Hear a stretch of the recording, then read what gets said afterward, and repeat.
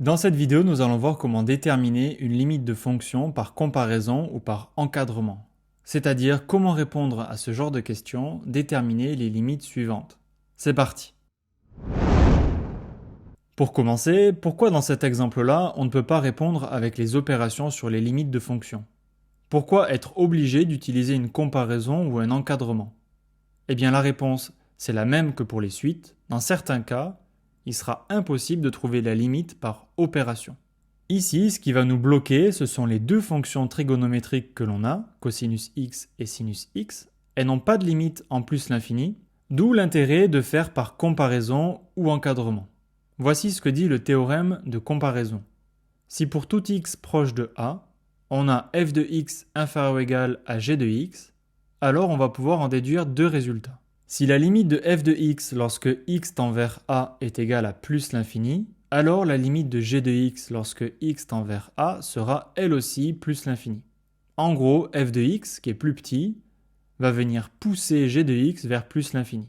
Autre possibilité, si la limite de g de x est égale à moins l'infini, cette fois c'est g de x qui va entraîner f de x dans sa chute vers moins l'infini. Du coup, on aura la limite de f de x lorsque x tend vers a qui est égale à moins l'infini.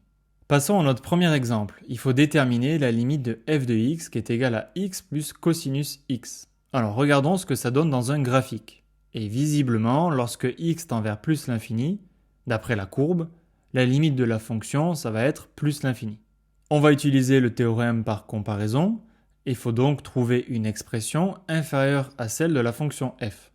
Et pour cela, on va utiliser les valeurs de cosinus x. Quelle que soit la valeur de x, cosinus x, c'est un nombre compris entre moins 1 et 1. Donc, cosinus x est supérieur ou égal à moins 1. En ajoutant x aux membres de cette inégalité, on obtient cosinus x plus x supérieur ou égal à x moins 1. On a alors f de x supérieur ou égal à x moins 1. Si on trace dans le graphique la droite d'équation y égale x moins 1, on voit bien que cette droite, elle va pousser la courbe de f vers plus l'infini. Il ne reste donc plus qu'à le rédiger. La limite de x moins 1 lorsque x tend vers plus l'infini, c'est plus l'infini. Et comme on a f de x supérieur ou égal à x moins 1, par théorème de comparaison, la limite de f de x lorsque x tend vers plus l'infini, c'est plus l'infini. Maintenant, place à l'encadrement avec le deuxième exemple. Il faut maintenant déterminer la limite de sinus x sur x.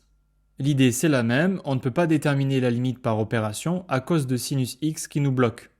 On va dans ce cas utiliser le théorème d'encadrement. Il nous dit que si pour tout x proche de a, g de x est encadré par f de x et h de x, et si f de x et h de x convergent vers un même réel lorsque x tend vers a, et c'est très important que ce soit le même réel, alors g de x va converger aussi vers ce réel lorsque x tendra vers a. Il faut imaginer f de x et h de x comme deux gendarmes qui vont bloquer g de x dans une direction. D'ailleurs, ce théorème porte aussi le nom du théorème des gendarmes. Place à notre exemple, il faut commencer par avoir un encadrement de sinus x sur x. Et on va commencer par l'encadrement de sinus x, qui est entre moins 1 et 1. Et ici, il n'y a qu'une seule opération à faire, c'est de diviser par x, qui est un nombre strictement positif, d'après l'ensemble de définition de la fonction.